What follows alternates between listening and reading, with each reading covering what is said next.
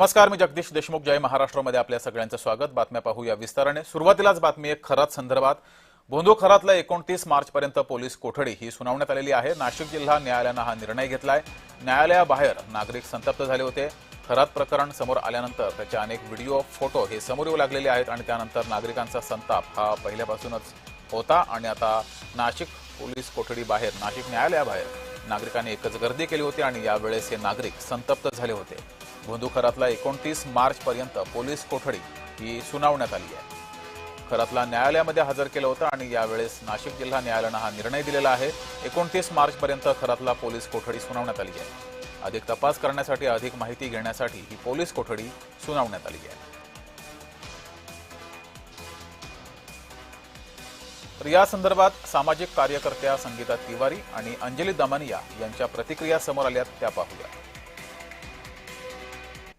कोणीतरी त्याला वाचवत होतं ना. त्याच्या संस्थेवर ज्या बाई होत्या त्यांनी त्याला किती वेळा वाचवलं. वर्षभरापूर्वी पण उघडकीस आलंच असतं ना ते प्रकरण, पण बाईंनी पत्र देऊन त्याला दम दिला, गुन्हा दाखल. जोही आता गावातली लोक, मी आता पाहत होते, गावातली लोक तुमच्या चॅनलवर बहुतेक पाहिलं मी ते, गावातल्या लोकांना तो रिव्हॉल्वर घेऊन दम द्यायचा.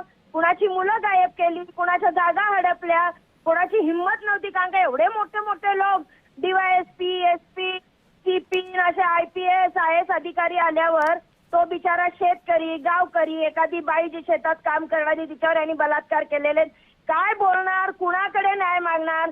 जर रक्षकच भक्षक झाले तर काय करणार हो जनता? आता ऍक्च्युली बरीचशी माहिती आज संध्याकाळी माझ्याकडे येते, कारण काही लोक भेटायला येत आहेत आणि त्यांच्याकडेही अतिशय गंभीर माहिती आहे. तर मला असं वाटतं की हे अतिशय विचित्र नाही, किळसवाणी असं वळण आहे आणि खरंच म्हणजे डोकं सुन्न आणि मन असं विचलित करून टाकणारे हे प्रकरण आहे. आणि मला असं वाटतं आत्ताच्या घटनेला फक्त ज्युडिशियल पहिली त्यांची पोलीस कस्टडी वाढवण्यात आली ते ठीक आहे, ती तर बराच वेळ त्यांना वाढवावी लागेल. त्यानंतर ज्युडिशियल कस्टडी मिळाल्या नंतर सुद्धा कुठच्याही प्रकारची बेल होईल असं मला वाटत नाही, कारण हे प्रकरण अतिशय गंभीर आहे. कुठचाही जज यांना आता याच्यातनं बाहेर काढणं शक्य नाही.